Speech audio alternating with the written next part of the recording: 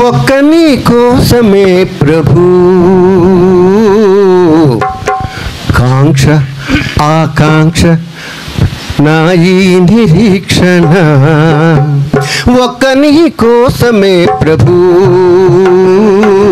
కాంక్ష ఆకాంక్ష నా ఈ నిరీక్షణ కాంక్ష ఆకాంక్ష నా ఈ నిరీక్షణ నీ వల్ల కలిగిన విరహపు బాధది నీ వల్ల కలిగిన విరహపు బాధది అనుభవములో ఎంతో ఎంతో తీయనిది వింతగా బ్రతుకంతా విస్తరిస్తున్నది బాధే ఓదార్పై సహకరిస్తున్నది కన్నీరు తెలియకనే జాలువారుతున్నది విరహపు బాధపై ప్రేమ పెరుగుతున్నది కన్నీరు తెలియకనే జాలువారుతున్నది విరహపు బాధపై ప్రేమ పెరుగుతున్నది నీవు కాదన్నా నా బాధ నీ దరికి నన్ను చేరుస్తుంది ఒక్క నీ కోసమే ప్రభు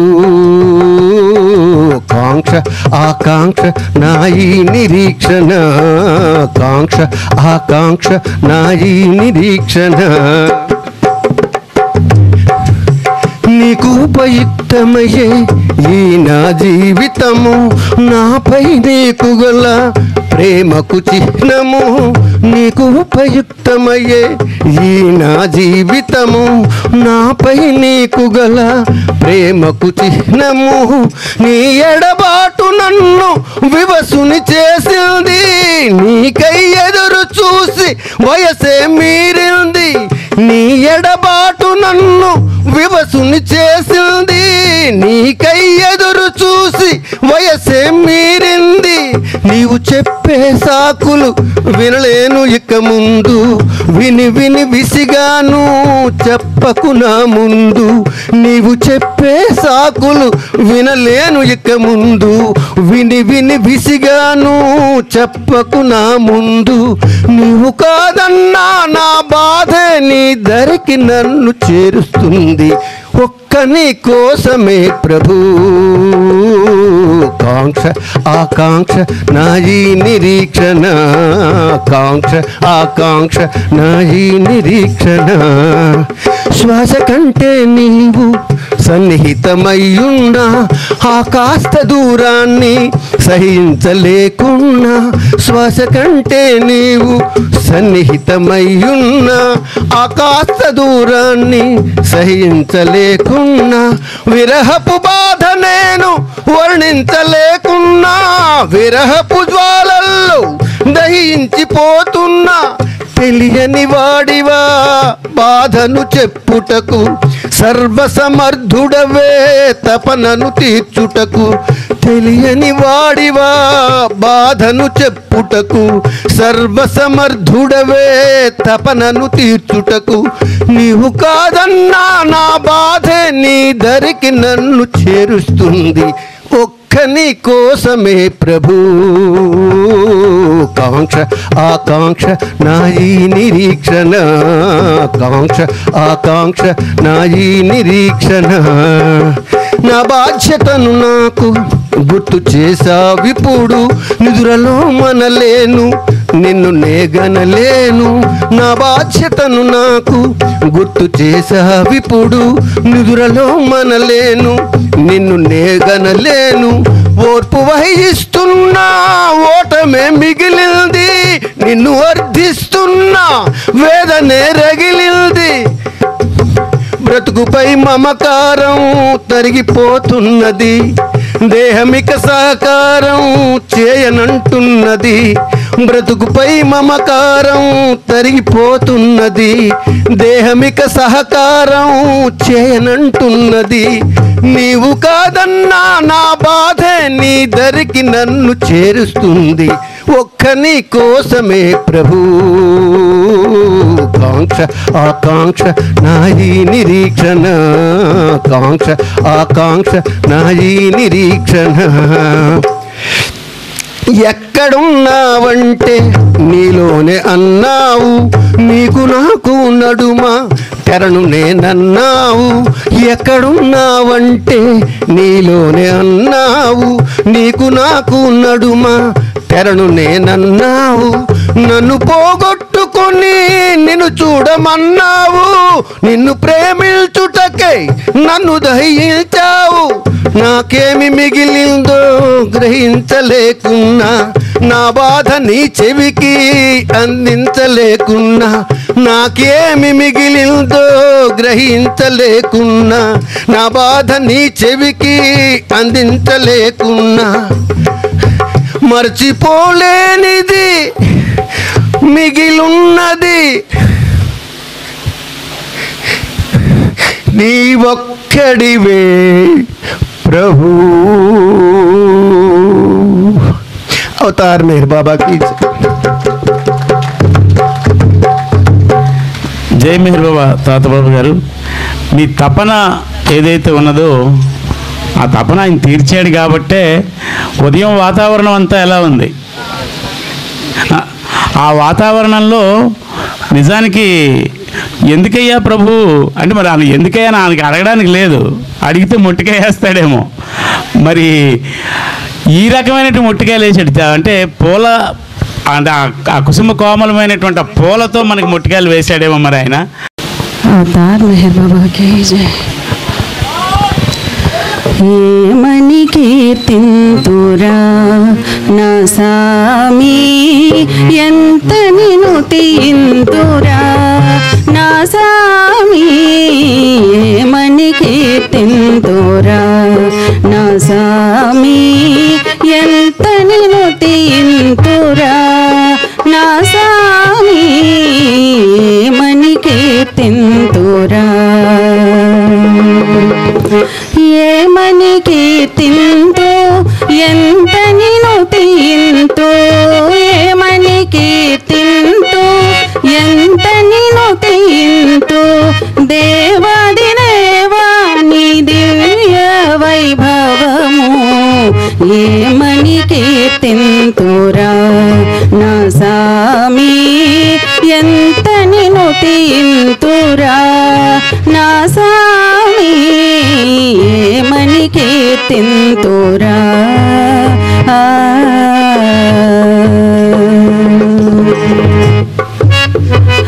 ఎన్నడెరుగని నీపై ఏలను మమకారం, ఏలను నా పైన ఎనలేని అనురాగం. ఎన్నడెరుగని నీపై ఏలను మమకారం, ఏలను నా పైన ఎనలేని అనురాగం. మోగవానిగా నుండి మూలమెరిగించావు, మోగవానిగా నుండి మూలమెరిగించావు. జగతిలో నీకెవరు సాటి లేరన్నావు. ఏమని కీర్తింతురా నా సామి, ఎంత నిను తీయింతురా నా సామి. ఏమని కీర్తింతురా.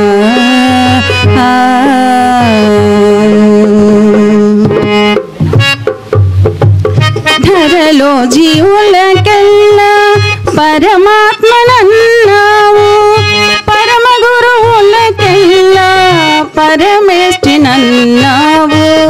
ధరలో జీవులకెల్లా పరమాత్మనన్నావు, పరమ గురువులకెల్లా పరమేష్ఠినన్నావు.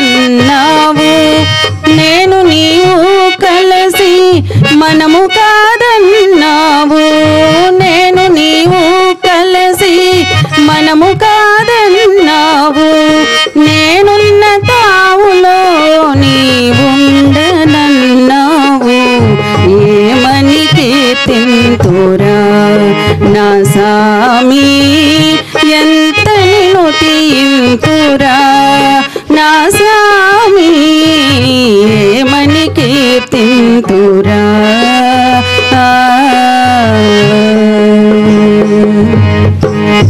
నిన్ను నమ్మిన బుధులు నిజం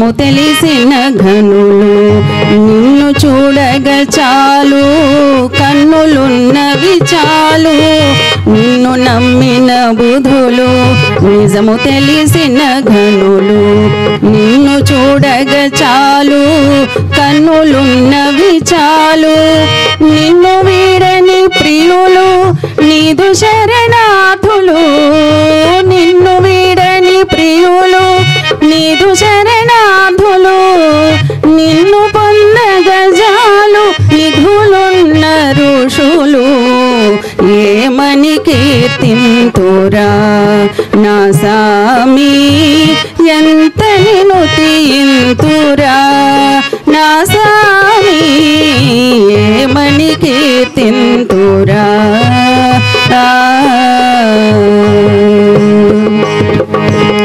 పరమధామమునందు పవళించి ఉంటావు. ఏడేడు లోకాలు ఏలుకొనుచుంటావు. పరమధామమునందు పవళించి ఉంటావు. ఏడేడు లోకాలు ఏలుకొనుచుంటావు. ప్రేమ సుందర మెహరు ప్రియతమా జోహారు. ప్రేమ సుందర మెహరు ప్రియతమా జోహారు. కామదూరుల చేసి కరుణించు అవతార్. ఏమని కీర్తింతురా నా సామి ఎంత నిన్ను తీయింతురా నా సామి ఏమని కీర్తింతురా. ఏమని కీర్తింతు ఎంత నిన్ను తీయింతు. ఏమని కీర్తింతు ఎంత నిన్ను తీయింతు. దేవాది దేవా నీ దివ్య వైభవము. ఏమని కీర్తింతురా నా సామి ఎంత నిన్ను తీయింతురా నా సామి ఏమని కీర్తింతురా.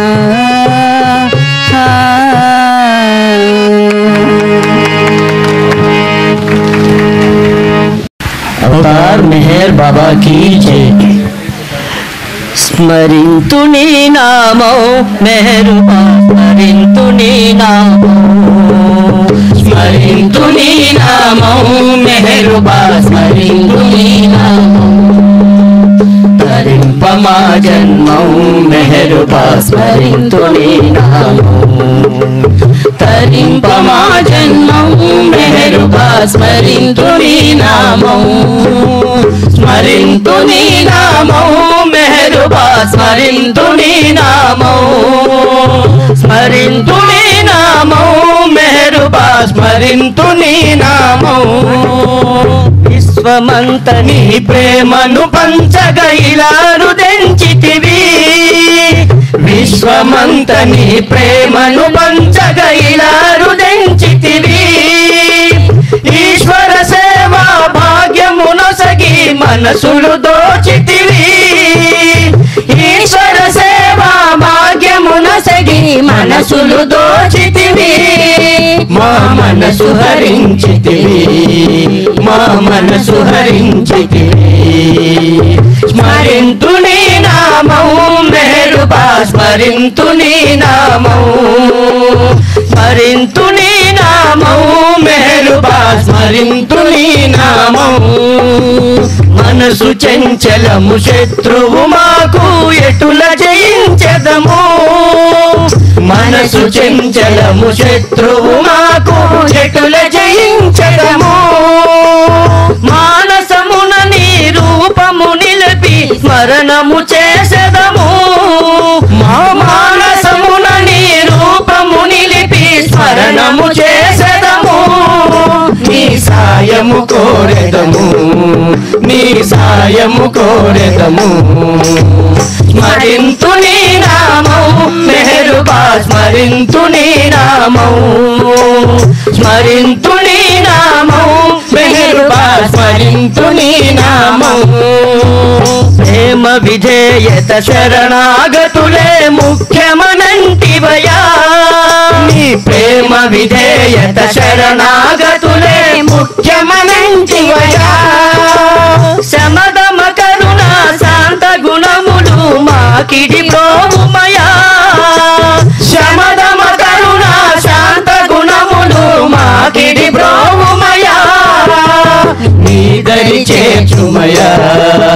మమ్ము నీదరి చేర్చుమయా స్మరింతు నీ నామము మెహరుబా స్మరింతు నీ నామము స్మరింతు నీ నామము మెహరుబా స్మరింతు నీ నామము తరింప మా జన్మము మెహరుబా తరింప మీ నామము తరింప మా జన్మము మెహరుబా స్మరింతు నీ నామము స్మరింతు నీ నామము మెహరుబా స్మరింతు నీ నామము స్మరింతు నీ నామము మెహరుబా స్మరింతు నీ నామము बोलो अवतार मेहर बाबा की जय అవతార్ మెహర్ బాబా కీ జై. జై మెహర్ బాబా. మీ అందరికీ బాబా వారి ప్రేమాశీస్సులు మెండుగా ఉండాలని కోరుతూ ఇప్పుడు బాబావారి ప్రేమామృతాన్ని మనందరి మీద వర్షింపచేసే భాష్యాన్ని మన ప్రీతం సోదరులు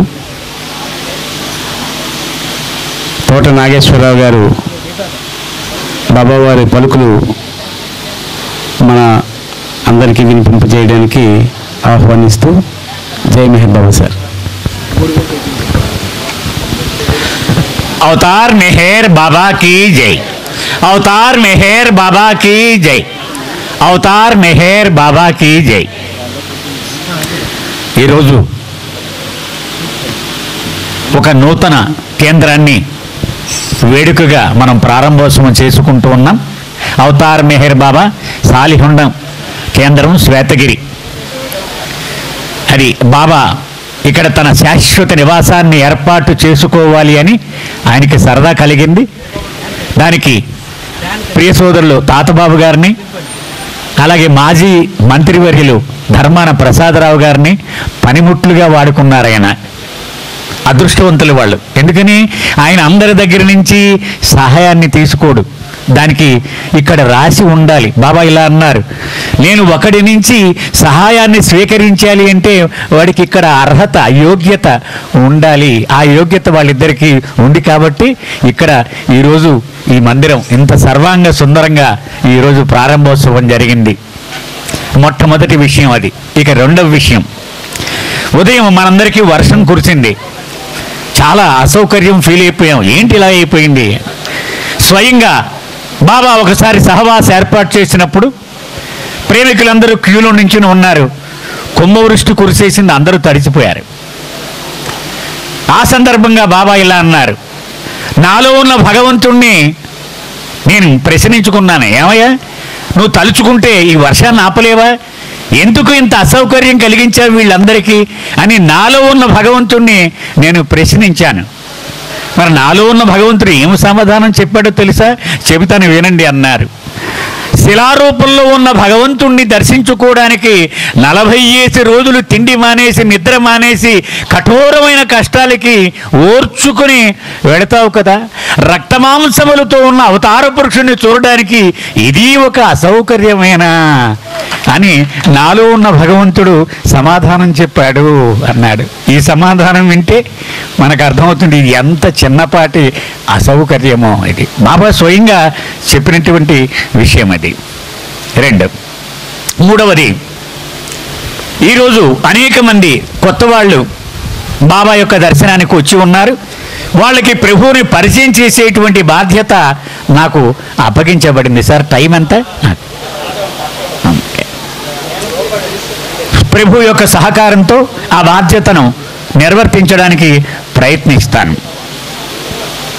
మొట్టమొదటి ప్రశ్న, ఎవరి మెహర్ బాబా?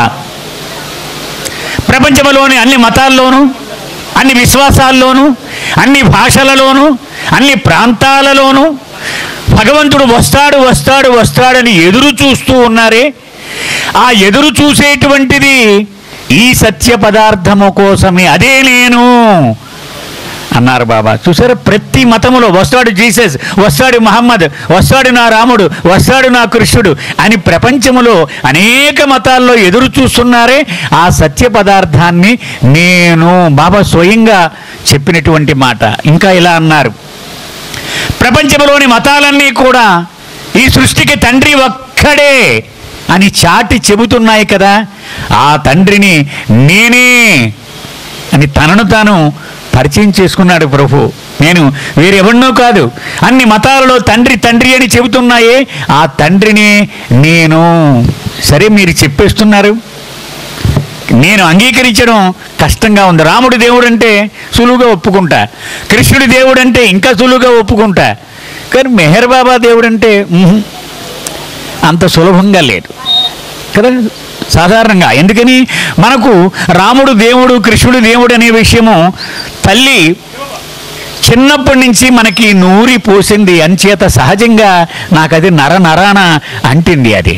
కానీ ఈరోజు నా మనసును జయించవలసి వస్తుంది. మేరబాబు మీద అన్ని ప్రశ్నలే, ఆయన మీసం కత్తిరించుకున్నాడేంటి, ఆయన కోటేసుకున్నాడేంటి, తల కత్తిరించుకున్నాడేంటి అంటే నాకు అన్నీ చాలా ఎక్స్పెక్టేషన్స్ ఉన్నాయి. ఆధ్యాత్మికంగా అంటే కాషాయ బట్టలు వేసుకోవాలి, తెల్ల జుట్టు వేసుకోవాలి, ఇలా జుట్టు ఇలా నిలువుగా పెరుగుతూ ఉండాలి, ఇలాంటివన్నీ. ఈయన వాటికి దేనికి నిలబడిలా లేదే. నిజానికి రాముణ్ణి మొట్టమొదటిసారిగా 100కి 100 పాళ్ళు ప్రేమించడం మొదలు పెడితే ఈ డౌట్ అప్పుడు కూడా వస్తుంది. నేను రొటీన్గా కొట్టేస్తున్నాను కాబట్టి డౌట్ రావటం లేదు. నిజంగా నేను రాముణ్ణి ఈరోజు ప్రారంభించడం మొదలు పెడితే ఇది కదా నిజమా, దశరథుడు కొడుక, ఇవన్నీ వస్తాయి కదా. స్వయంగా ఉదాహరణ, ఒక అబ్బాయి కాలేజీలో చదువుకుంటూ ఉన్నాడు, 4 క్లాస్మేట్స్ ఉన్నారు అమ్మాయిలు. ఎవరో వచ్చి ఆ అమ్మాయి సంబంధం చూద్దాం అనుకుంటున్నామని, మంచిది, ఓ బ్రహ్మాండం అండి, ఏం డౌట్ లేదు, చాలా మంచిది, 4 మంచోళ్ళే, అయిపోయింది. వీడికి ఒక అమ్మాయితో సంబంధం కుదిరింది అనుకుందాం. వీడి వెంటనే ఎవరైనా అబ్బాయితో మాట్లాడుతూ ఉంటే వీడి చెవులు లేచి నిలబడితే ఎవరు వీడు, ఎందుకు మాట్లాడుతోంది అంటే ఏమిటి, ప్రేమ సంబంధము నిజంగా ఏర్పాటు చేసుకోవడం మొదలు పెడితే అన్ని సందేహాలు వస్తాయి. అది ఊరికే ఇలా ఇలా ఇలా ఇలా అనుకుని వదిలేస్తే అన్నీ అయిపోతాయి. ఎందుకని దానిలో ఆ సీరియస్నెస్ లేదు. అది బాబా చెప్పిన విషయాలు ఈ నేపథ్యంలో నేను చెప్పడానికి ప్రయత్నం చేస్తాను. మానవుడు అసలు ఈ భూమి మీదకి ఎందుకు వచ్చాడు చాలా స్పష్టంగా బాబా చెప్పారు. భగవంతుణ్ణి ప్రేమిస్తావు అనే ఉద్దేశంతో నీకు ఈ జీవితం ఇచ్చాడు. ఈ జీవితంలో నీవు సాధించవలసిన గమ్యం ఏమిటి, భగవంతునితో ఒకటైపోవడం. మరి మనం అది ఏమైనా చేస్తున్నాం, ఏమీ చేయటం లేదు. అది తప్ప మిగిలినవన్నీ చేస్తున్నాం. బాబా చాలా స్పష్టంగా, the aim of life is to love God, the goal of life is to become one with God. ఎలాగిది, రాత్రికి రాత్రి నేను మల్టీ మిలియనీర్ అయిపోవాలి, తక్కువ అయితే కుదరదు, నాకు 100, 1000 అయితే సరిపోదు కదా. ఎవరినైనా చూడండి, మనం పూర్వం చిన్న చిన్న వ్యాపారాలు చేసేవారు, ఇప్పుడు చిన్న వ్యాపారాలు లేవు, పెద్ద వ్యాపారమే కెట్టదు. ఎందుకని మనసు మారిపోయింది. ఇప్పుడు ఈ పరిస్థితుల్లో ఈ సత్యం ఎలాగో, అందుకని సాక్షాత్తు భగవంతుడే అనాదిగా మానవ రూపం వేసుకొని మన మధ్యకు వచ్చి మన భుజం మీద చెయ్యేసి సత్యము వేరే ఉందిరా, ఇది కాదు అని చెప్పడానికి వస్తూ ఉంటాడు. అతడినే అవతారుడు అంటారు బాబా చెప్పిన మాట. అంటే క్రిందికి దిగి వచ్చినవాడు ఎక్కడి నుంచి, సత్యలోకము నుంచి. అది అవతారుడు అంటే. మనం ఎరిగిన శ్రీరామచంద్రమూర్తి, కృష్ణ భగవానుడు, బుద్ధ భగవానుడు, జీసస్ ప్రభువు, మహమ్మద్ ప్రవక్త, ఈ అవతారులే. ఇప్పుడు మళ్ళీ అదే ప్రభువు మెహర్ బాబాగా వచ్చాడు. నమ్మడం కష్టం, కానీ సత్యం ఇది. మనం నమ్మినా నమ్మకపోయినా. ఎందుకు ఆయన రావాలి, ఆయన రాకుండా మనకు సహాయం చెయ్యలేడా, అది కూడా కొన్ని ఉదాహరణల ద్వారా మనం తెలుసుకుందాం. అంటే అవతార పురుషుడు ఏ రకమైన సహాయం చేస్తాడు ఈ సృష్టికి, బాబా స్వయంగా చెప్పిన కథ. ఒక అడవి ఉంది, ఒక ఐలాండ్, ఒక ద్వీపం, హాయిగా పచ్చిక నిండుగా ఉంది. పెద్ద కొన్ని వేల జింకల మంద హాయిగా ఆనందంగా జీవిస్తూ ఉన్నాయి. ఒక్క క్రూర మృగం కూడా లేదు. అంత హాయిగా ఆ పచ్చికి తింటూ హాయిగా జీవిస్తూ ఉన్నాయి. సడన్గా ఎక్కడి నుంచి ఊడిపడిందో ఒక పెద్ద పులి వచ్చింది ఆ ద్వీపంలోకి. రోజుకి 4-5 జింకల్ని తినేస్తూ ఉంది. వీటికి భయం మొదలైంది. ఇవన్నీ ఓ పెద్ద సమావేశం పెట్టుకున్నాయి. అన్నిటికంటే పెద్ద జింక ఆ మీటింగ్ అని ప్రిసైడ్ చేసింది అనమాట. ఆ జింక సలహా ఇచ్చింది, మనం ఒక నదిని గనక కనుగొని ఆ నదిని దాటేస్తే ఆ పులి రాలేదు, మనం హాయిగా మళ్ళీ ఆనందంగా జీవించవచ్చు. సరే, నదిని వెతికి దొరికింది నది, అన్నీ వెళ్ళాయి. అప్పుడు ఆ పెద్ద జింక అంది, చిన్న జింకల్ని నీటిలోకి వెళ్ళి చూడమనండి, అవి మునిగిపోకుండా ఉంటాయేమో లేదో అంది. మునిగిపోతున్నాయి. అప్పుడు పెద్ద జింక అంది, నేను మీ అందరికంటే పెద్దవాడిని కదా, నేను నది మధ్యలో నుంచుంటా, నా వీపు మీదకి యువతల ఒడ్డు నుంచి నా వీపు మీదకు దూకి అక్కడి నుంచి ఇంకొక దూకి అవతల ఒడ్డుకి వెళ్ళిపోండి. ఓకే, ఈ పెద్ద జింక వెళ్ళి నీటిలో నుంచుంది. దాని వీపు నీటి బయటికి కనపడుతూ ఉంది. అది అంత పెద్దదైనా కూడా లోతుంది. మొదటి జింక దూకింది. జింక పాదాలు చాలా పదునుగా ఉంటాయి, ఎందుకని పరిగెట్టి పరిగెట్టి పరిగెట్టి పదును బ్లేడులాగా ఉంటాయన్నమాట. ఆ పెద్ద జింక వీపు నెమ్మదిగా కట్ అయిపోతూ ఉంది. జింకలు దాటుతూ ఉన్నాయి, నెమ్మదిగా చీరుకుపోయి రక్తం కారిపోయి ఆ కండలు బయటకు వచ్చేస్తూ ఉన్నాయి. ఇక చిట్ట చివరి జింక దూకేటప్పటికి ఉట్టి ఎముకలే ఉన్నాయి. ఆ చివరి జింకని దాటించి కుప్పకూలిపోయి చనిపోయింది ఆ పెద్ద జింక. అదే నేను అన్నారు బాబా. అంటే మిమ్మల్ని ఈ మాయ నుంచి దాటించడానికి, నన్ను నేను బలిచ్చుకోవడానికే అవతార పురుషుడిగా ప్రతి అవతారములో వస్తూ ఉంటాను అన్నారు. మరి శ్రీరామచంద్రమూర్తి జీవితం చూస్తే మొట్టమొదటి నుంచి చిట్ట చివరి వరకు అన్నీ కష్టాలే. మరి ఇదేమిటి, దేవుడు ఏమిటి, ఆయన భార్యని ఇంకొకరు ఎత్తుకుపోవడం ఏంటి, ఈయన మళ్ళీ సహాయానికి కోతులు అడగడం ఏమిటి, ఏమిటిదంతా అంటే తనకు ఎన్ని కష్టాలు వీలైతే అన్ని కష్టాలు మీద వేసేసుకోవడానికే అవతార పురుషుడు వస్తాడు. కృష్ణుడైనా, బుద్ధుడైనా, జీసస్ అయినా, మెహర్ బాబా అయినా, ఎవడైనా సరే కేవలము కష్టాలు అనుభవించడానికే నేను వస్తాను బాబా చెప్పారు. మరొక చక్కని కథ, రూమి చెప్పిన కథ మీకు మనవి చేస్తా. ఒక నిర్జనమైనటువంటి ఎడారి ప్రాంతం ఉంది, ఎక్కడ మానవ జాడలేదు. ఒక వ్యక్తి గుర్రం మీద స్వారీ చేసుకుంటూ అక్కడికి వచ్చాడు. దూరంగా చూస్తే మరొక వ్యక్తి పడుకొని నిద్రపోతూ ఉన్నాడు, నోరు తెరిచి గురక పెడుతూ ఉన్నాడు. ఇతను చూస్తూ ఉన్నాడు. ఈ గుర్రం మీద వచ్చి ఆసామి ఎక్కడి నుంచి వచ్చిందో ఒక పాము పాక్కుంటూ వచ్చి వాడి నోట్లోకి దూరిపోయింది. వాడు గుటక ఇస్తాడు, ఇంక నిద్రలో ఉన్నాడు కదా, అది పొట్టలోకి జారిపోయింది. ఈ గుర్రం మీద వచ్చే వ్యక్తి అరే ఎంత ప్రమాదం జరిగింది వీడికి అని దగ్గరికి వచ్చి గుర్రం దిగి నిద్ర లేపాడు. వాడు చాలా కోప్పడ్డాడు. ఎవరు నువ్వు, ఎందుకు నన్ను డిస్టర్బ్ చేస్తున్నావు, నీ పని నువ్వు చూసుకో అన్నాడు. లేదు నాయన, నీకు చాలా ప్రమాదం జరిగింది. ఏమైంది? పాము నోట్లోకి పోయింది. పాము నోట్లోకి పోయిందా? చాలా ఆశ్చర్యంగా చూశాడు. ఈ బుర్రని మాట్లాడుతున్నావు నువ్వు? లేదు, నేను చూశాను, నువ్వు మింగేశావు కాబట్టి నీకు కనిపించడం లేదు అన్నాడు. లేదు లేదు, నన్ను వదిలే, నీ గొడవ చూసుకున్నాడు. నీకు చాలా ప్రమాదం జరిగిందన్నాడు. వాడిని తప్పించుకోవడానికి పరుగు లంకించుకున్నాడు ఆ పావుని మింగిన వ్యక్తి. ఇతను కూడా పరిగెట్టి తరుముతూనే ఉన్నాడు. వాడు దొరకట్లేదని చేతిలో కర్ర దొరికితే దాన్ని పెట్టి కొడుతూ ఉన్నాడు. ఆగు నువ్వు, నిన్ను రక్షిస్తాను నేను అని. ఇక చివరికి వాడు పరిగెత్తి పరిగెత్తి అలిసిపోయి పడిపోతూ పడిపోతూ చనిపోయిన సర్పాన్ని వాంతి చేసుకున్నాడు. అప్పుడు ఆ వ్యక్తికి అర్థమైంది. వెంటనే చేతులు జోడించి, ఎవడవయ్యా నువ్వు, నేను ఎంత అవమానం చేస్తున్నానే, దుర్భాషలాడుతున్నానే, ఎందుకు నేనంటే నీకు అంత ప్రేమ, ఎవరు నువ్వు? అతడే అవతార పురుషుడు.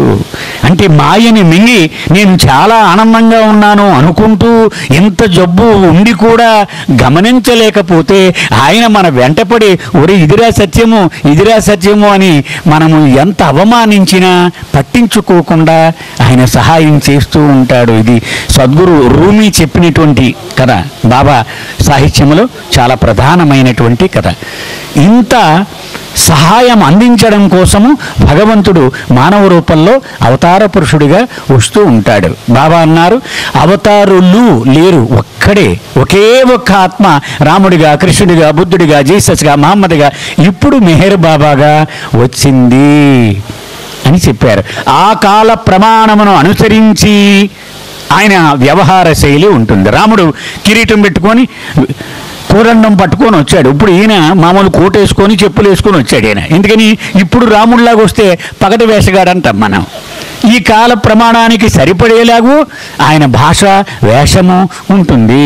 ఎప్పుడైనా అంతే కదా. అంటే మనము మొట్టమొదటి ప్రశ్నిస్తాం ఇలాగే. కానీ మనం విశ్లేషణ చేస్తే అందరూ ఒప్పుకున్నాం, కరెక్ట్ ఇదే, ఇలాగే ఉండాలి.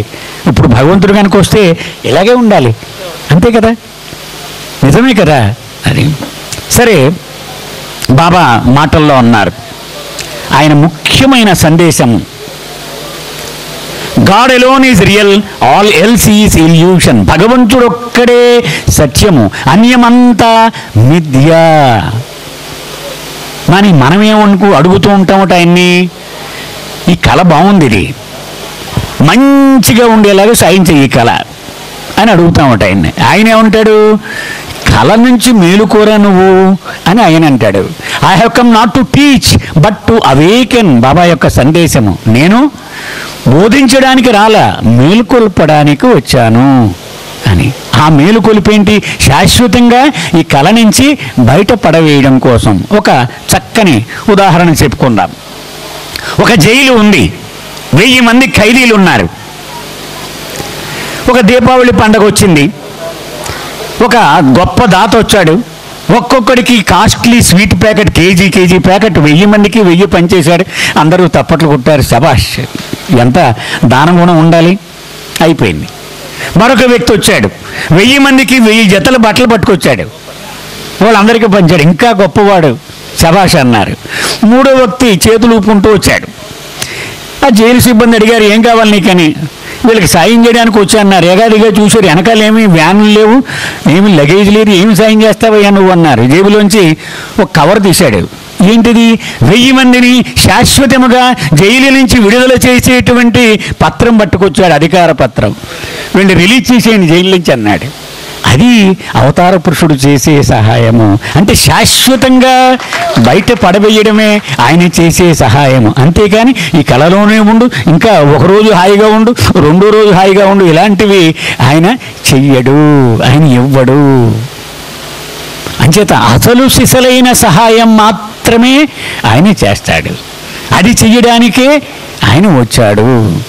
ఇది మనకి మొట్టమొదట్లో అర్థం కాదు, క్రమక్రమంగా మనకి అవగతమవుతూ ఉంటుంది. అందుచేత మనం గూడు పెట్టుకుంటూ ఉంటాం, ఏమయ్యా చాలా కష్టంలో ఉన్నాను, ఆయన నవ్వుతూ ఉంటాడు. ఎందుకని, ఉదాహరణకి కళ వచ్చింది నాకు. ఆ కళలో చీఫ్ మినిస్టర్ చంద్రబాబు నాయుడు గారు కాకినాడ నగరం నాకు రాసి ఇచ్చేసాడు అనుకుందాం. మొత్తం పట్టుకుపోయిన డాక్యుమెంట్ రాసి ఇచ్చాడు కళలో. పొద్దున్నే కలెక్టర్ గారి దగ్గరికి వెళ్ళాను నేను. వెళ్ళి ఏంటన్నాడు, ఏంటంటే ఇలా కాకినాడ మొత్తం సిటీ నాకు రాసి ఇచ్చేసారని కనీసం ఒక పేటన్న నాకు రాసిస్తే ఆయన ఉంటాడు, బుద్ధి ఉందా లేదా, కళ్ళ వచ్చిన దాని గురించి నీ టైం వేస్ట్ నా టైం వేస్ట్ పో అంటాడు. అదే బాబా కూడా మనం ఎంత గోడు పెట్టుకుంటే ఇదంతా కళ, ఉట్టిది, జరగనిది, దీని గురించి ఎందుకు టైం వేస్ట్ అన్నాడు. అసలు సత్యమేదో అది సహాయం చేయడానికి వచ్చాడు ఆయన. అది అసలు నికార్చుగా అవతార పురుషుడు చేసేటువంటి సహాయము. అంటే ఇది నిజంగా విశ్లేషణ చేసుకుంటే మనం ఒప్పుకుంటాం. అయితే ఇదంతా కళని ఎలా ఒప్పుకోవడము? బాబాయే స్వయంగా ఇలా చెప్పారు. నిజంగా నాకు వచ్చిన ఒక కళని మీకు మనవి చేస్తాను. నేను బ్యాంకులో ఉద్యోగం చేశా. కల్లో కాకినాడ బ్రాంచ్ మేనేజర్, పెద్ద బ్రాంచ్ అది, సడన్గా రిజర్వ్ బ్యాంక్ కూడా దిగిపోయి క్యాష్ మీద అనుమానం ఉంది, మాకు కంప్లైంట్ వచ్చింది, వెరిఫై చేయాలన్నారు. అది 1 వారం రోజులు పడుద్ది, అంత క్యాష్ ఉంటుంది, కొన్ని 100 కోట్లు. ఒకరోజు లెక్క పెట్టేశారు. ఇక రేపు వస్తాం, తాళం వేసేసి సీలు వేసేసి ఆ తాళం చెవులు నాకు ఇచ్చారు. సరే వెళ్ళిపోయాను. మన్నాడు పొద్దున్నే 10ంటికల్లా వచ్చాను. నేను తాళం తీశాను, ఆ సీల్ తీసి చూస్తే మొత్తం ఖాళీ, లోపలంతా మొత్తం ఖాళీ, అన్నీ ఓపెన్ చేసేసి ఉన్నాయి, ₹1 నోటు కూడా లేదు. నాకు గుండెలో రాయి పడిపోయింది. అక్కడ బాబా ఫోటో కూడా ఉంది, కలగదా, నా ఇష్టం. అక్కడ ఒక బాబా ఫోటో ఉంది, నవ్వుతున్నాడు ఆయన. బాబా ఏంటో ఎంత ప్రమాదం అయిపోయింది, ఇప్పుడు పోలీసులు వస్తారు, ఉద్యోగం పోతే అరెస్ట్ చేసి తీసుకెళ్ళిపోతారు, నవ్వుతూ ఉన్నాడు ఆయన అలా. సరే, ఈలోగా వాళ్ళు ఫోన్లు మాట్లాడేస్తున్నారు, ఎందుకంటే పట్టుపేటి వీడి తాళం వీడి దగ్గరే ఉంది కదా. అయిపోయింది. పోలీసు వాళ్ళు వచ్చేసారు, ఓ పెద్ద వ్యాన్ వేసుకుని మొత్తం వచ్చారు. బాబా కేసు అలా చూస్తున్నాను నేను, కళ్ళ నీళ్ళు కారుతూ ఉన్నాయి.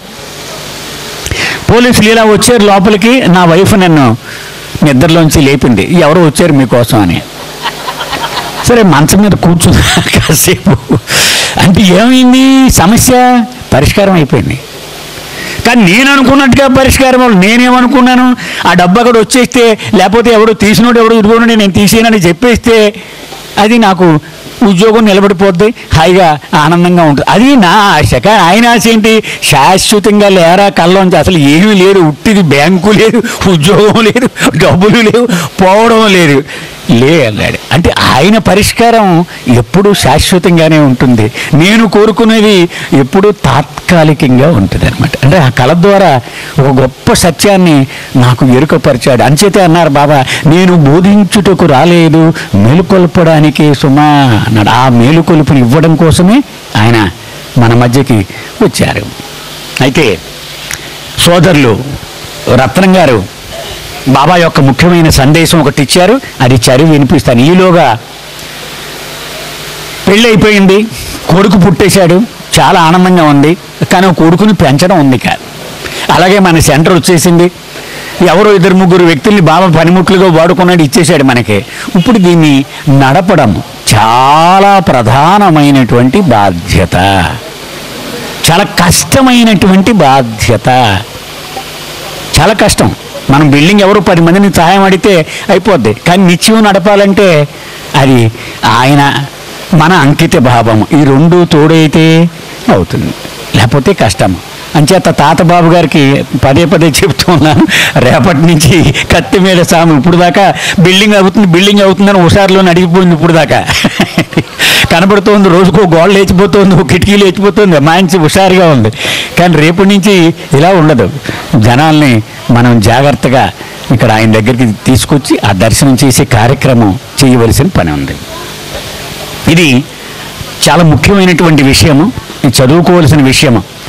కొవ్వూరు సెంటర్ 1953లో నవంబర్న ఓపెన్ చేస్తామని బాబాకు ఉత్తరం రాశారు. ఆ సందర్భంగా బాబా ఇచ్చినటువంటి సందేశము ఇది, నీ విధి నిర్వహణలో నిజాయితీగా ఉండు. అది ఆయన హెడింగ్. నిజాయితీ అంటే ఏమిటి, ఉన్నది ఉన్నట్టుగా. నిజాయితీ అంటే అది, దానిలో ఇక రాజీకి తావులేదు అంతే. ఉదాహరణకు బాబా దగ్గర విష్ణు మాస్టర్ అని ఉండేవాడు ఒకడు. వాడు రోజు బజారుకి వెళ్ళి సామాన్లు తెచ్చేవాడు. ఆ సామాన్లు బాబా దగ్గర ఎంత స్ట్రిక్ట్గా ఉంటుందంటే ప్రతిదానికి టిక్ పెట్టేవారు, లేకపోతే ఇనీషియల్ పెట్టేవారు. ఆ కాగితం మీద ఇనీషియల్ వేసింది తేవాలి, లేకపోతే తెచ్చేటంటే అకౌంట్ చెప్పవలసింది, ఎందుకు తెచ్చావు సమాధానం చెప్పాలి. వచ్చిన తర్వాత అకౌంట్ చెప్పి భోజనానికి వెళ్ళాలి. పావలా అకౌంట్ చెప్పలేకపోయాడు ఒకనాడు. సరే, మనం అనుకున్న రూల్ ప్రకారం ఆ పావలా చెప్పే వరకు నీకు భోజనం లేదన్నారు బాబా. ఎందుకంటే రూలే, నీదేనే నాదేనే రూలే. సరే, భోజనం లేదు, వాడికి దొరకట్లేదు, ఆ పావలా జ్ఞాపకం రావట్లేదు. అంటే నిజాయితీ అంటే మీకు ఉదాహరణ చెప్తున్నా. సరే, రోజు అయిపోయింది, భోజనం లేదు వాడికి. బాబా అందరినీ అడుగుతున్నారు, నువ్వేమన్నా తెప్పించుకున్నావు, వాడికి భోజనం లేదు పాపం. మళ్ళీ జాలి అయినే, కాఠిన్యం అయినే, కరుణామయ కాఠిన్యం. సరే, మర్నాడు బాబా స్త్రీలు ఉండే చోటుకి పైన అప్పర్ మెహరాబాద్ వెళ్ళి మెహరాని అడిగారు, నువ్వేమన్నా చెప్పావా? 4 నిమ్మకాయలు చెప్పిన అమ్మా అని పరిగెత్తుకుంటూ బాబా కొండ దిగి వాడి దగ్గరికి వెళ్ళారు. ఎరా, నిమ్మకాయలు రాసేవా లిస్టులో లేరు, పద భోజనం చెయ్యి. అంటే అంత స్ట్రిక్ట్ బాబా. అది నిండు నిజాయితీ అంటే అది. వయసు కూడా అకౌంట్ చెప్పడం మా ప్రసాదరాజు గారు నాన్నగారు శాపురం రాజా గారు, ఆయన మా కాకినాడ సెంటర్ ఆర్జులు అనమాట. ఆయన దగ్గర నేర్చుకునేవాళ్ళం నిజాయితీ అంటే ఎలా ఉండాలో. సహవాసం అయిందనుకోండి, నెక్స్ట్ వారంకి జిరాక్సులు తీయించేసేవారు, ఖర్చులు రాసి ప్రతి వాడికి ఒక కాపీ, 100 కాపీలు తీసి ఇచ్చేవారు. చివరిలో ఈ జిరాక్స్కి అయిన ఖర్చు నీకు ఇచ్చిన కాగితంకి 10 పైసలు ఆ చివరి ఐటమ్ ఉండేది. అంత ఖచ్చితంగా ఉండేవారు. అంటే బాబా కూడా అలా చూపించారు, అకౌంట్ ఇదిగో బాబా నీ పని చేసేది, నేను ఇదిగో అకౌంట్. అంటే బాబా అంత స్ట్రిక్ట్ అన్నమాట. సరే, బాబా సందేశము, నన్ను నీ నిత్య సహచరునిగా చేసుకో. నీవు నీ గురించి ఎంత ఆలోచిస్తావో నా గురించి అంతకంటే ఎక్కువగా ఆలోచన చెయ్యి. కదా, ఒక మనిషి తన గురించి ఆలోచన. పొద్దున్న లేచిన దగ్గర నుంచి స్నానం చేయడం, మంచి సబ్బు సెంట్లు కదా, నాకు పలానా టిఫిన్, కాఫీ, టీ కుదరదు, ఇవన్నీ ఉదయం సాయంత్రం దాకా మనం పోషించుకోవడమే చేస్తున్నాం. కానీ ఆయన ఏమంటున్నాడు, నా గురించి ఆలోచించడం మొదలుపెట్టి నీ గురించి ఆలోచించడం కట్టిపెట్టు. నా గురించి ఎక్కువగా ఆలోచించే కొలది నా ప్రేమను మరింత ఎక్కువగా అనుభవించగలవు. బాబా నన్ను ఇంతగా ప్రేమిస్తున్నాడా అని తెలుస్తూ ఉంటుంది. నా గురించి ఆలోచించే కొలది. ఒకసారి బాబాను ఒకడు అడిగాడు, బాబా ప్రేమించు అంటావు, ఎలాగయ్యా ప్రేమించడం, ఎలా పుడుద్ది నీ మీద ప్రేమ? నా గురించి ఆలోచించు, నా ఫోటో చూడు, పుట్టేస్తే ప్రేమ, నా మీద ప్రేమ పుడుతుందన్నారు బాబా స్వయంగా. నాకు తెలిసిన బాబా ప్రేమికుడు ఒక అయినాడు, రోజుకి 1 గంట బాబా ఫోటోలోకి చూస్తూ ఉంటాడు. అదే ధ్యానం అయింది. ఆ కళ్ళల్లోకి చూడడమే రోజు 1 గంట ఖచ్చితంగా. అంటే ఇది ఎంత ముఖ్యం అని. ఇంకా నీ మనోవాకాయ కర్మలందు నన్ను నిత్యము విడిచిపెట్టకుండా ఉండడం నీ డ్యూటీగా చేసుకో. అంటే మనస్సు, వాక్కు, కర్మ ఈ మూడింటిలోనూ కూడా నన్ను నీ కూడా ఉంచుకోవడం అలవాటు చేసుకో. బాబానైనా నాలోని దివ్యత్వాన్ని దృఢంగా నమ్మి నాపై విశ్వాసాన్ని, ప్రేమను చూపుతూ నాకు సర్వార్పణ అయిన వ్యక్తులు వాళ్ళ డ్యూటీ వాళ్ళు చేస్తున్నట్టే లెక్క. అంటే 100కి 100 పాళ్ళు ఆయన మీద విశ్వాసం ఉన్నవాళ్ళు వాడి డ్యూటీ వాడు చేస్తున్నట్టు లెక్క. పోనీ అది కాకుండా నన్ను పక్కా మోసగాడిగా విశ్వసించి నిత్యము నన్ను విమర్శించుతూ నిందిస్తూ మాట్లాడేవారు కూడా వాడి డ్యూటీ వాడు చేస్తున్నాడు, వాడు కూడా బెటరే అన్నారు బాబా. వాడు కూడా బెటరే, ఎందుకని నిజాయితీ. వాడు నమ్మలేరు బాబా నేను తిడుతున్నాడు, కరెక్ట్, అది కరెక్టే అన్నారు. కానీ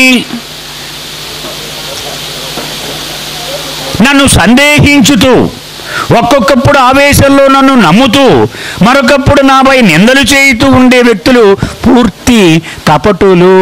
వాళ్ళు మాత్రం అలాగ మాత్రం ఉండకన్నారు. బాబా స్వయంగా చక్కని ఉదాహరణ ఇచ్చారు. ఉండగలిగితే హంసలాగా ఉండు, తెల్లగా స్వచ్ఛంగా ఉంటుంది హంస. అంతరంగంలో కూడా అంత తెల్లగాను ఉంటుంది, బెస్ట్ అది. అలా ఉండలేవు, కాకిలాగా ఉండు. బయటికి నల్లగానే ఉంటుంది, లోపల నల్లగానే ఉంటుంది కదా. కాకుండా జాగ్రత్తలో సామాన్లు బయట ఎండబెట్టావు జాగ్రత్త అంటారు, అంటే తెలుసు అందరికీ, దానిలో దాపరికం ఏమి లేదు, అది కూడా బెటరే అన్నారు. కొంగలాగా మాత్రం ఉండకన్నారు, బయటికి హంసలాగా లోపల కాకిలాగా కదా. అది చేపల మధ్యలో జపం చేస్తున్నట్టుగా అలా కళ్ళు మూసుకుని ఉంటుంది. ఆ చేప దగ్గరికి రాగానే టక్కున గుట్టకేస్తుంది. అది కపట మనకు ప్రతీక. అలాగ మాత్రము ఉండకు. నన్ను ఎలాంటి నిందలైనా తాకలేవు, నన్ను మార్చలేవు. అలాగే ఎలాంటి పొగడ్తలైనా సన్మానాలైనా నా ఈశ్వరత్వాన్ని ఇసుమంత కూడా ఇనుమడింపజెయ్యలేవు. బాబా అంటే బాబాయే. బంగారాన్ని నెత్తి మీద పెట్టుకుని గౌరవించినా, కాలి కింద పెట్టి తొక్కినా అది బంగారమే కదా. అది బాబా చెప్తున్నారు. ప్రపంచంలో ఒక్కడూ నమ్మకపోయినా నేను బాబానే, మొత్తం ప్రపంచమంతా విశ్వసించినా నేను బాబానే. నేను ఇదివరకు బాబాను, ఇప్పుడు బాబాను, ఎప్పటికీ బాబాగానే ఉంటాను. ఈ సందేశం కొత్త సెంటర్ అన్ని చోట్ల కూడా మనము చదువుకోవలసినటువంటి అవసరము ఉన్నది. చివరిగా ఒక్క విషయాన్ని చెప్పి ముగిస్తాను. ప్రభువు ఇలా చెప్పారు, సంప్రదాయకమైన పూజలు భగవంతుడు వినడు. నువ్వు ఎన్ని గంటలు చేసినా ఆయన నీకేసి బుర్ర తిప్పడు. కానీ హృదయంలోని చిన్న స్పందన అయినా సరే ఆయన విస్మరించడానికి దమ్ము ఉండదు ఆయనకి. బాబా మాటలు అన్నమాట. చక్కని ఉదాహరణ, గురుప్రసాద్లో దర్శనం అవుతోంది. మధుసూదన్ బాబా పరిధిలోకి వచ్చిన తొలి రోజులు అవి. క్యూలో నుంచున్నాడు. అందరూ బాగా డబ్బున్న వాళ్ళు వచ్చారు. వాళ్ళ బొంబాయి వాళ్ళు, పూనా వాళ్ళు, పెద్ద గజమాలలు ఉన్నాయి అందరి చేతుల్లో. గజమాలంటే ఇప్పుడు 1000 రూపాయలు 2000 ఉంటాయి చూడండి, అలాంటి పెద్ద దండలు. ఇతను మధ్యలో వాళ్ళ అమ్మ ఒక పేపర్ చుట్టి ఒక మాల ఏదో ఇచ్చింది, న్యూస్ పేపర్ చుట్టి అది పట్టుకున్నాడు. ఈ క్యూ నడుస్తుంది, అటు ఇటు చూస్తున్నాడు. చాలా చిన్నతనం అనిపించింది. ఏంటి వీళ్ళంతా గజమాలు అట్టుకుంటే నేను ఈ పేపర్ పొట్ల చిచి అనిపించి నెమ్మదిగా ఏం చేయాలో ఆలోచించాడు. ఆ పక్కన కిటికీ కనపడింది. నెమ్మదిగా ఎవరు చూడకుండా ఈ పొట్లం పట్టుకెళ్ళి కిటికీలో పెట్టేసి క్యూలో నుంచున్నాడు. బెటర్ కదా, దండ లేకపోవడం బెటరు. ఇది ఉండి వాళ్ళందరి ముందు చిన్నతనం కంటే నుంచున్నాడు. వెంటనే బాబా ఏడుస్తూ అన్నారు, ఆ కిటికీలో ఏదో కనపడుతోంది, అది ఇలా పట్టరు అన్నారు. వెళ్ళాడు. వెళ్ళి ఏదో ప్యాకెట్ ఉంది, విప్ అన్నారు. విప్పితే మాల, ఏదో మల్లె పువ్వులు కనకాంబరాలు ఏదో ఒక మాల. పాపం వాళ్ళ అమ్మ 3 గంటలు కూర్చుని ఆవిడ ముసలావిడ అవన్నీ గుచ్చి అది బాబాకి వేయరా అని వీడికి ఇచ్చింది. ఎవడు పెట్టారు ఇక్కడ అనౌన్స్ చేయమన్నారు ఎరీచిని. వీడికి అసలే సిగ్గు కదా, కుర్రాడు వెళ్ళలే, అలా నుంచుని ఉన్నాడు.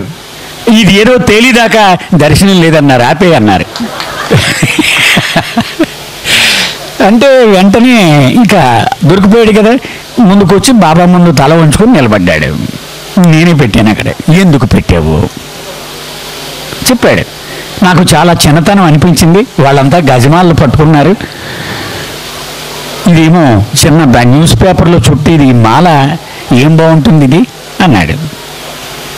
దుర్మార్గుడా, ఇంటికి వెళ్ళి మీ అమ్మకి ఏం చెబుదాం అనుకుంటున్నావు? బాబాకి దండ వేసేసేనని అబద్ధం ఆడేద్దాం అనుకున్నావు నువ్వు అన్నారు. పాపం కళ్ళ నీళ్లు కారుతున్నాయి, భయపడుతూ ఉన్నాడు, సిగ్గుపడుతూ ఉన్నాడు.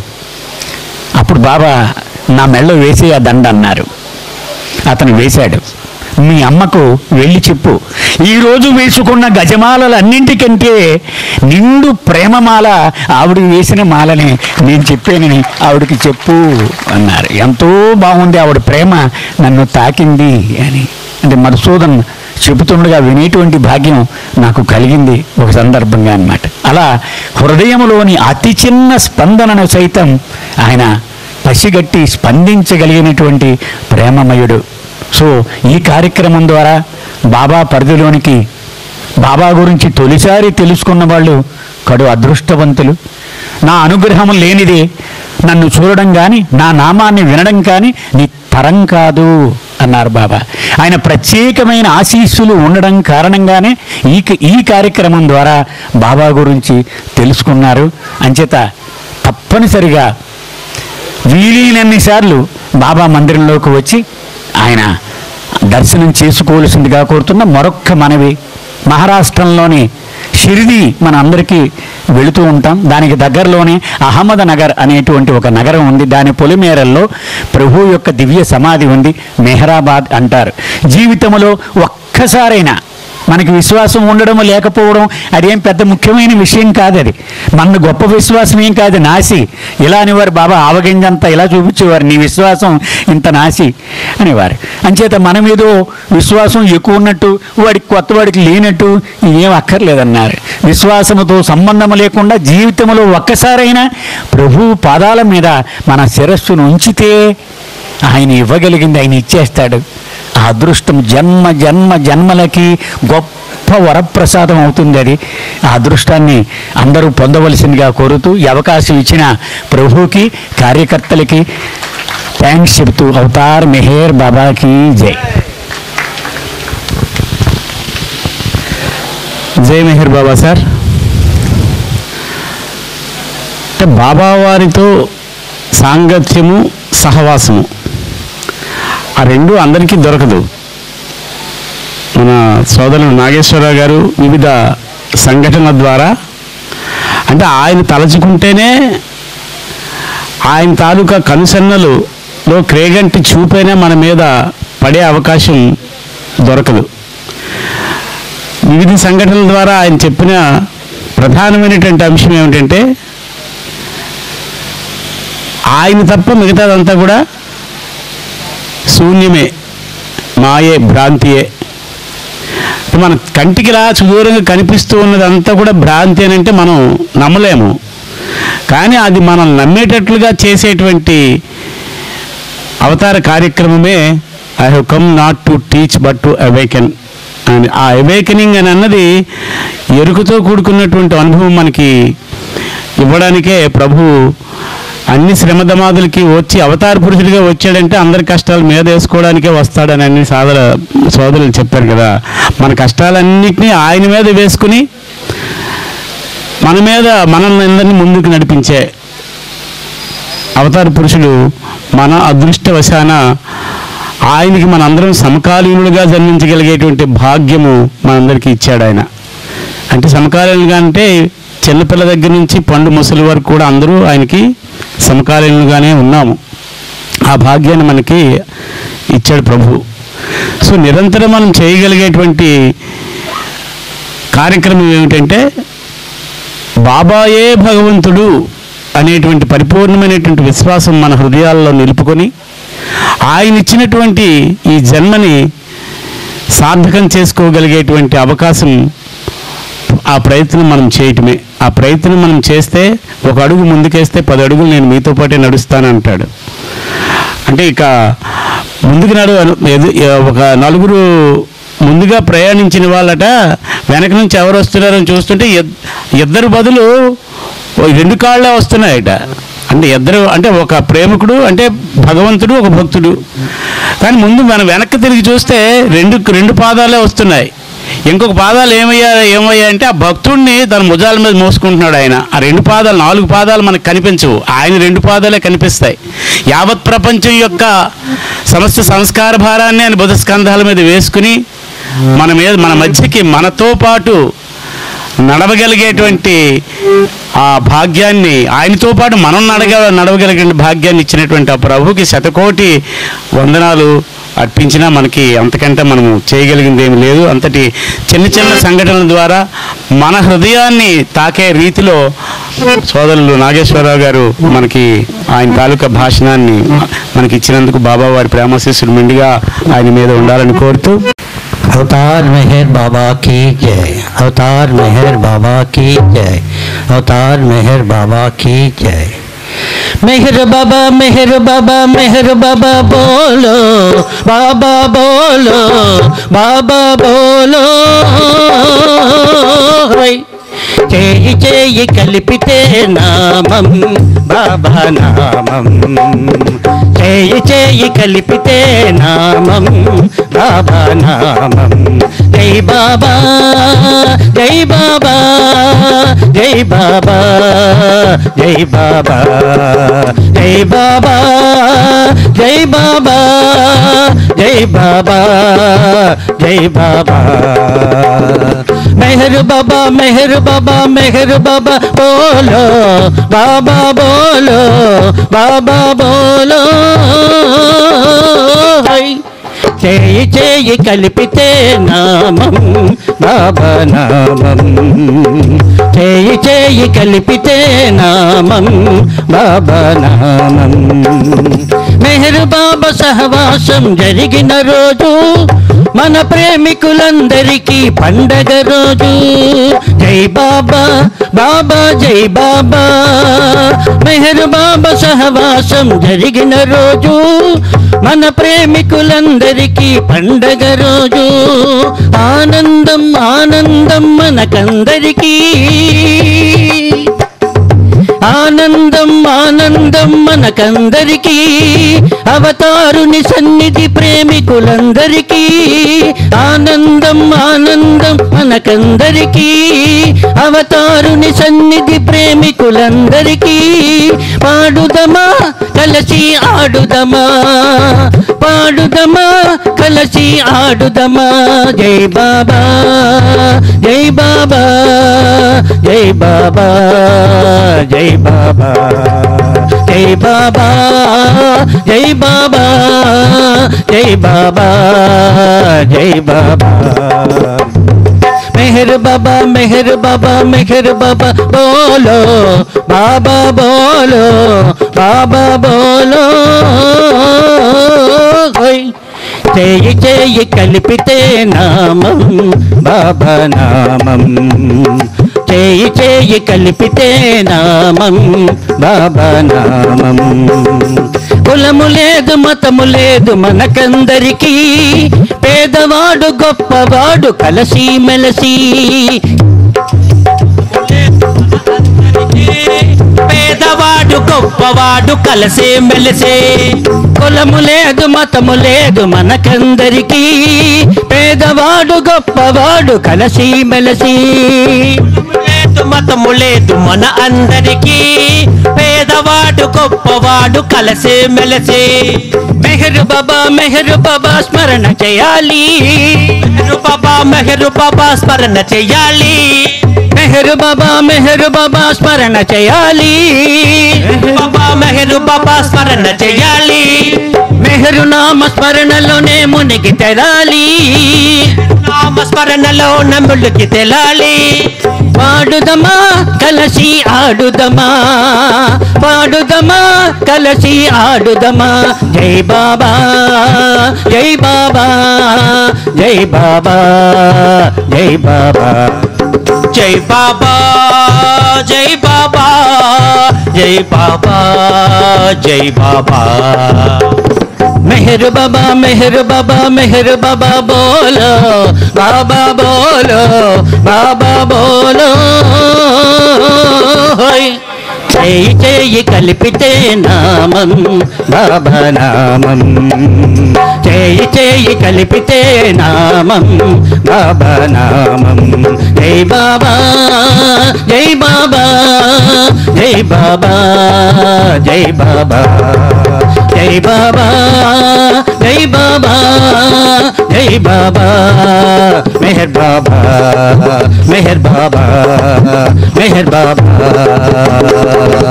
అవతార్ మెహర్ బాబా की జై. జై బాబా అండి. చాలా చక్కని సంకీర్తన. చేయి చేయి కలిపి చేయి నామం, హోల్డ్ ఆన్ టు మై డామన్ అనే ఆ సంకీర్తన చక్కగా ఆలపించిన మీకు బాబావారి ప్రేమాశీస్సులు మెండుగా ఉండాలని కోరుకుంటున్నాను. अवतार मेहर बाबा की जय, अवतार मेहर बाबा की जय, परवरदिगार मेहर प्रभु की जय, परात्पर परब्रह्म अवतार मेहर बाबा की जय. मेहर बाबा इतडू ఆదిదేముడు, మెహర్ బాబా ఇతడు ఆదిదేముడు, రామకృష్ణ జీసస్ ఆది అవతార స్వరూపుడు. మెహర్ బాబా ఇతడు ఆదిదేముడు, మెహర్ బాబా ఇతడు ఆదిదేముడు. గతమున చేసిన బోధలు మానవాళి మరచి, నిదురించిన సమయాన మేలు కొల్పనించి, గతమున చేసిన బోధలు మానవాళి మరచి, నిదురించిన సమయాన మేలు కొల్పనించి, మత జాతి భేదములను తొలగింపగణించి, మత జాతి భేదములను తొలగింపగణించి, పుడమిని పూనా నగరిలో పుట్టినట్టి ప్రభువు మెహర్ బాబా ఇతడు ఆదిదేముడు, మెహర్ బాబా ఇతడు ఆదిదేముడు, రామకృష్ణ జీసస్ ఆది అవతార స్వరూపుడు. మెహర్ బాబా ఇతడు ఆదిదేముడు. ఇలలో మాయను దాటగా సాయపడు దైవము, ఇలలో మాయను దాటగా సాయపడు దైవము, కలిలో మానవులి పాలి కల్ప వృక్షము. ఇలలో మాయను దాటగా సాయపడు దైవము, కలిలో మానవులి పాలి కల్ప వృక్షము. దరి చేరిన వారికిచ్చునితడు దైవ దర్శనము, దరి చేరిన వారికిచ్చునితడు దైవ దర్శనము.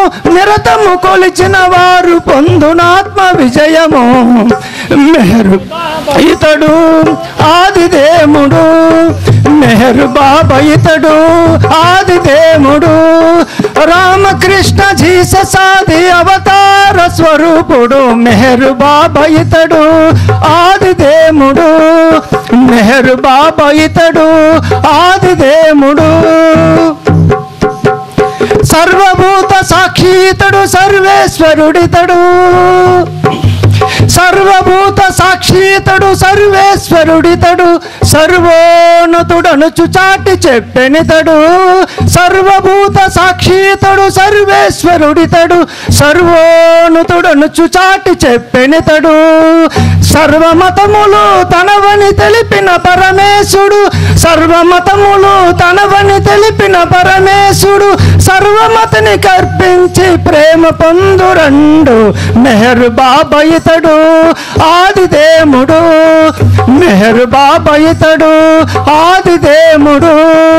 రామకృష్ణ జీసస్ ఆది అవతార స్వరూపుడు. మెహర్ బాబా ఇతడు ఆదిదేముడు.